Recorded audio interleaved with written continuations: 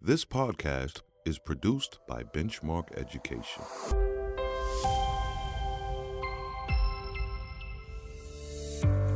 When it comes to online teaching, it's not about perfection, it's about connection. And your preparation for teaching online is not about pretty schedules. It's about being creative and offering both structure and flexibility. I'm Kevin Carlson, and this is Teachers Talk Shop. The biggest thing I've learned is something that I feel like it's foundational practice in the classroom, is that choice really now matters more than ever.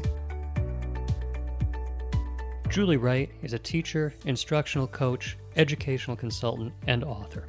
She matches her pedagogical beliefs to her practices, and she helps teachers plan curriculum and instruction that meets students' collective and individual needs. Her most recent book is What Are You Grouping For? Recently, she spoke with educator and author Patty McGee. Our conversation today is all about the distance learning and trying to keep it simple and being able to, not be perfect at what we're doing, but to reflect and think about what we're setting up for students and how we're creating these distance learning spaces, but also creating that connection. So, any trials and missteps, what have you seen works and what hasn't?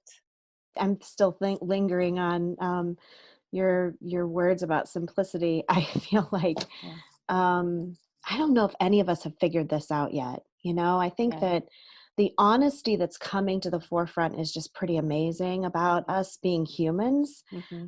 I know you and I've talked about that in other conversations, and the teachers that I'm talking with do the same, which I think is such a really great thing right now, and not trying to have all the answers. I'm thinking about my own kids first, because right now I feel like that's one of my main focus areas, and I've been trying really hard. I'm not sure if I've been successful. I think there are days I feel like I am, and others where I'm wondering about trying to remember to ask them what they need. I think that I started this whole thing thinking it was temporary, and I created schedules and I made all these decisions, and asking them, like, what do you need? And doing that earlier rather than later, mostly because I was like listening to them, and it wasn't always their words, it was their actions and their body language. Trying to run around being super everything to everyone to make everything okay because we want to control things. One of the most important things Julie discovered about planning during remote learning was also one of the most basic. That's coming up after the break. Looking for more information about distance learning? Benchmark Education has created resources to support teachers, students, and their families, all developed specifically with remote teaching and learning in mind. Learn more at benchmarkeducation.com.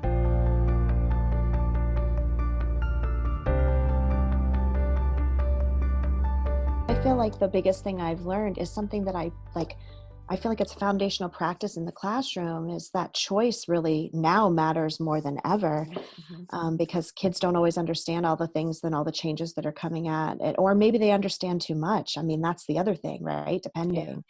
So like choice in where you work and choice in how you work, and assuming that there are parameters that have been set up by schools that allow for that, which I feel like everyone I've talked to, there's so much flexibility in it, which is a good thing.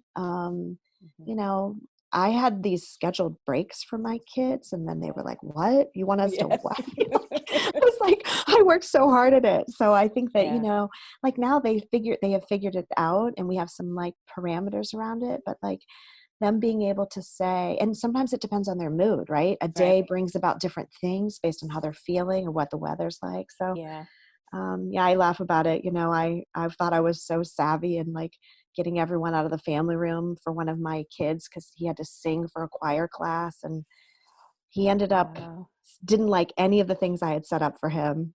And it didn't work for him, and the dog was bugging him, and he figured out, I want to go to your car and set up my own music studio without the car running, but I'll be by myself. And that has worked every week, which is, I would never have come up with that. Those are the kind of sweet spots, I guess. Yeah, absolutely. So, some bigger conclusions that we can draw from that story are, one, that when we try something, it might not work. Yeah. And two, maybe it's not wise to just keep plugging away at something that isn't working and get creative with something Yeah. that is, or that might. And by asking, well, what do you need in order for this to happen? So I think those are the things that you were saying. I agree. And I had to, like, as a parent, let alone an educator, I had to decide, is this convenient for me? Is that why I'm making a decision? I think it's Yeah. some of that too. And sometimes you have to, like, have a parameter because 5 people meet on high speed Wi-Fi at once, Yes. around here or Right. whatever. And other times we can be just flexible. And I think that's the Yeah. key, is like taking like a moment and like breathing a little bit, hmm and being good to ourselves, and Yeah. moving aside sometimes. Yeah. So let's start to like move into some simple things that we can do to support this distance learning. And I have to say that I've noticed a big difference with my daughter in distance learning now that she has had some video check-ins with her teachers. And I just feel so much for the teachers that have young children, and especially a few young children at home. And in that time, I think it's become really evident that when they do check in with my daughter, that they just take a couple of minutes, they schedule the time, and they're just saying hello. Often they have their kids on their laps or they're doing other things at the same time. But something as simple as that has made a really big difference. I know that we can't always do that depending on the tech that's at hand, but that's one really simple move that I found has made a world of difference. Yeah, to I would agree with distance you. learning. My kids just have had a change. They've had multiple phases of this in my kids' school district, Mm-hmm. as have some districts that I've supported. It's been Yeah. interesting, and they're calling it phases or stages, and none of it really mirrors exactly. It's all about the environment and what they have available and what kind of things that they want to accomplish and how long is this lasting, and it's all these decisions that go into it. And I think that that when my kids have had a chance to check in with people too, you see a difference. And they also see teachers as, not that they don't see teachers as real in the front of a classroom or at the side of the classroom in a small group or wherever they are, but there is a reality. My kids' favorite thing is learning about their teachers at home. We learned this week that one of my kids' teachers has 3 kids under 3. My son knew that she had 3 kids, but he didn't know they were under 3. And that's changes your perspective a little bit about what I think, well, when I can't juggle everything, I'll just channel that teacher because I don't have 3 under 3. I have 3, right. but they're not under 3. Right. I've so true. noticed a big difference with my kids when teachers check in and say, how are you doing? Can you rate yourself? How do you feel right now compared to yesterday? And then, like, what do you need? I think that's a significant question. Yeah. Is there anything you need from me? Is there anything you need from home? And that's a lot of data for people to sort through. And there's a lot of, can they respond to all of that? But I think the simple task of figuring out ways to ask or to notice is really important.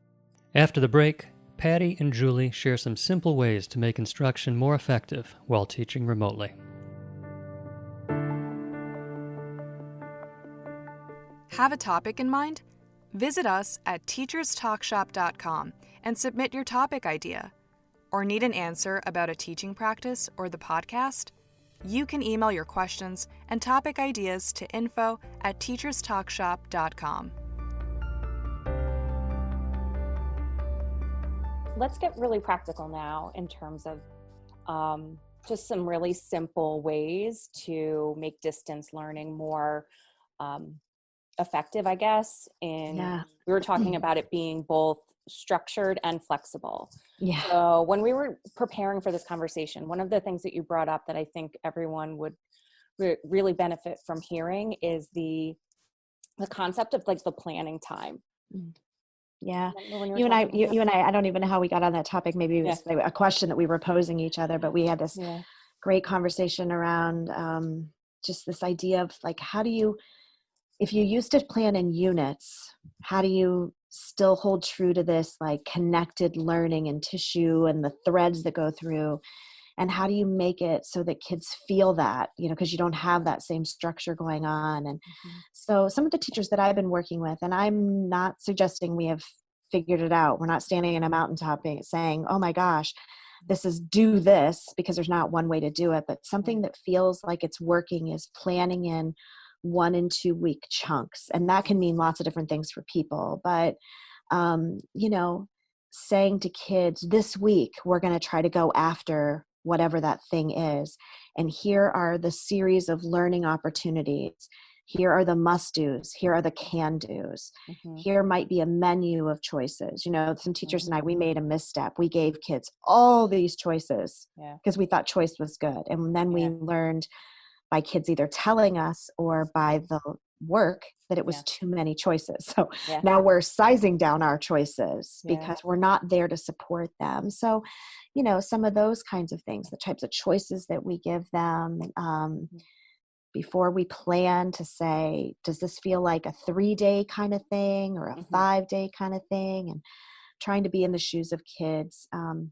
One little thing that I did with a teacher yesterday, which we were both like, oh, we should have been doing that 2 weeks ago, is we planned a little learning progression. And then and I know the kids in her class. So we each picked like 2 kids. And we said, how are they going to wrestle with this? How do we envision them? And it helped us change our plans a little bit because we channeled specific kids for one reason or another, so that might help. Yeah, definitely. And once I think about what I want students to do across a week or across 2 weeks, I wanted to keep it really simple in terms of like, we only need a certain amount of materials. We need books and we need pencil and paper, right? Where the simplicity also is in like eliminating worksheets and kind of like tasky things. And in turn, think about how we can support true and authentic writing and reading at home. And when, in a world where schedules come out, like we just talked about before, that are all color coded, and we find they're not working, I think we can eliminate that and just really think about what are the things that we can show kids in some way, whether through video or through sharing a strategy of some sort that really will contribute to authentic reading and authentic writing. We say process over end product, but in this time, process matters so very much. There's a teacher extraordinaire out west who is trying to figure out how kids can study their neighborhood without like being in stores and things. And, she's going to go after process of like the products that they create. The process is going to matter more than the end product. And so we did a bunch of noodling around the types of really easy things you can do. And she's just beginning her journey with this little study. Things you can do, with a clipboard and with a piece of paper, and how you can show what you've learned in your thinking. So I think that's really important. The other thing that I think is a really good tip is the idea of like trying it on yourself first, right? Create that model for kids, study right alongside of them.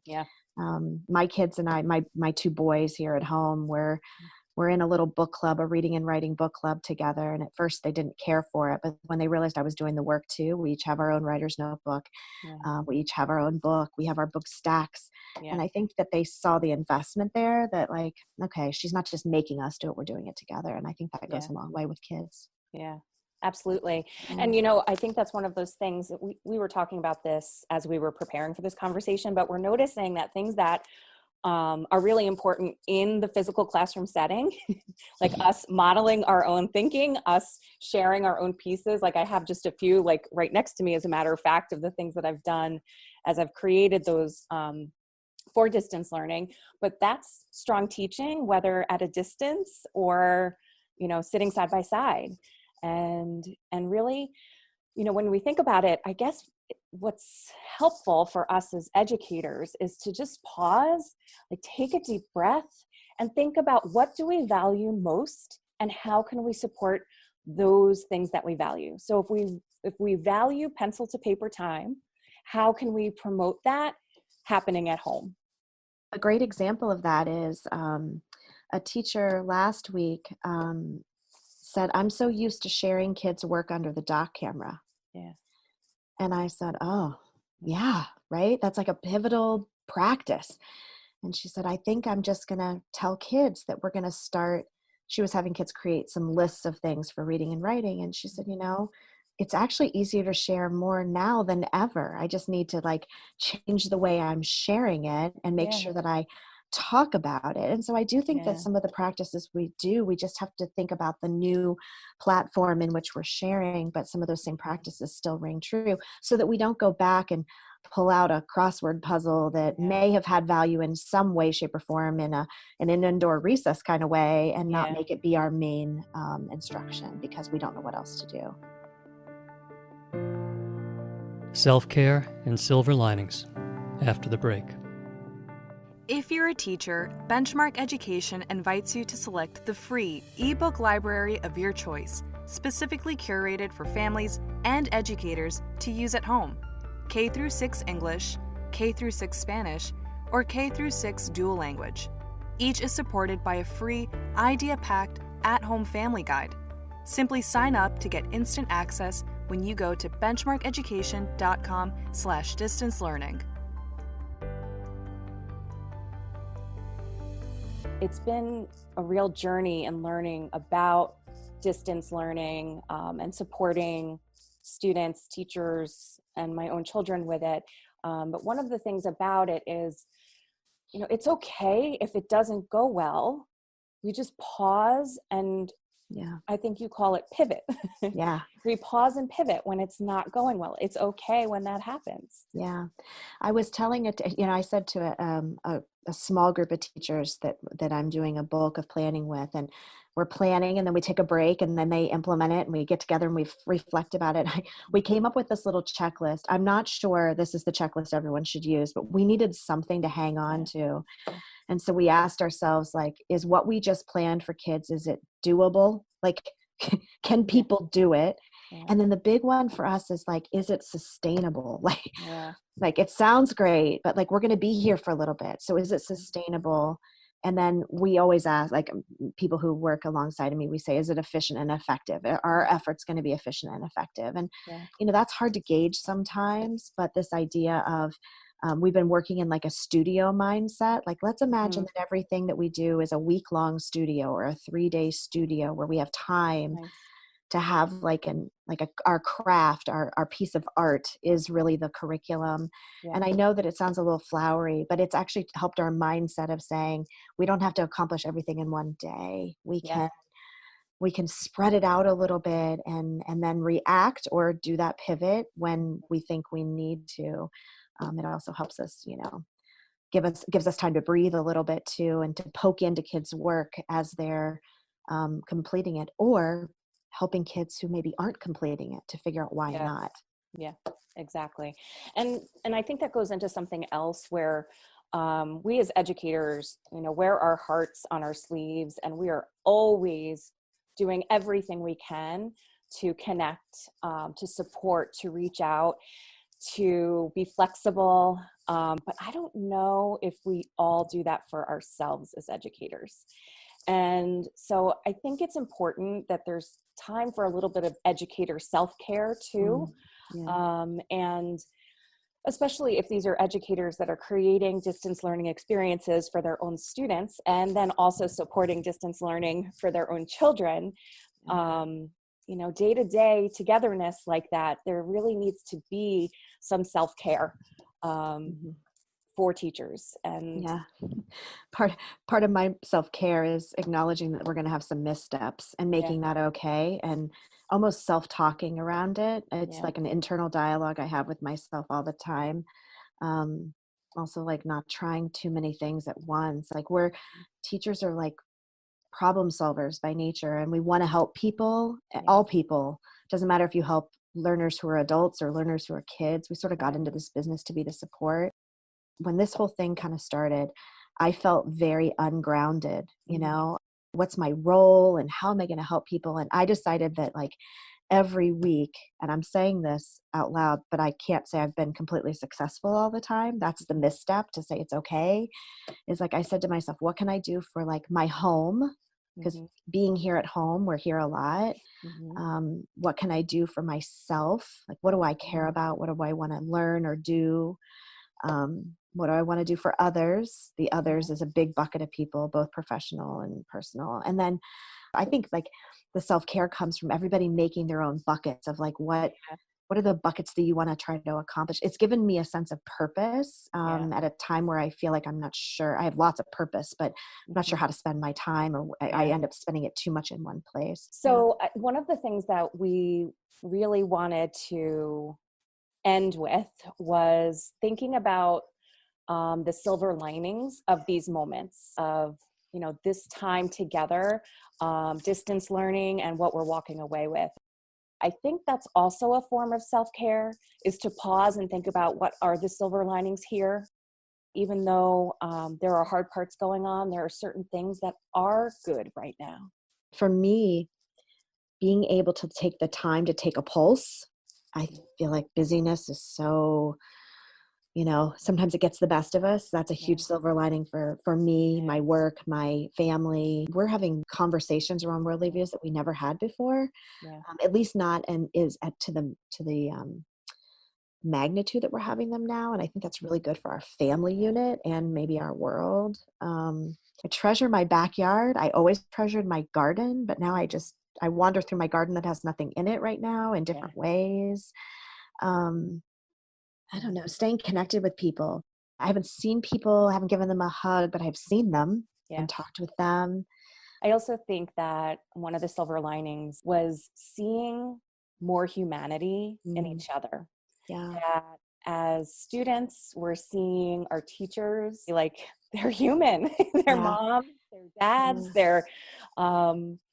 they're people who are doing the very best they can. And also, we're just really recognizing the heart within other people during this time. On a professional level, I talk to people all the time about how, you have to have a thinking partner. This work is too important and too complex to do it alone. And at a time when people feel isolated, the number of people reaching out, looking for thinking partnerships, wondering about things, being curious about their kids, like that has not ceased. It has actually skyrocketed. So the idea of like, that's a huge silver lining. Like it's really hard right now to shut your door and isolate yourself, which is a really beautiful thing for kids because they benefit from that and just enjoying the simple things.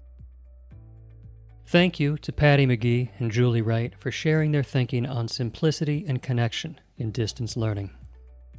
Next time on the Teachers Talk Shop podcast, Patty is joined by author and educator Travis Crowder, and they discuss a topic especially relevant to teachers and students during times of quarantine and social distancing: finding the joy of the ordinary. That's next time on the Teachers Talk Shop podcast. Thank you for listening. I'm Kevin Carlson. If you like what you hear on the Teachers Talk Shop podcast, please leave us a review and a rating wherever you get your podcasts. And let other people in your professional network know that you like the show. We are all learning together. Thank you for listening. I'm Kevin Carlson.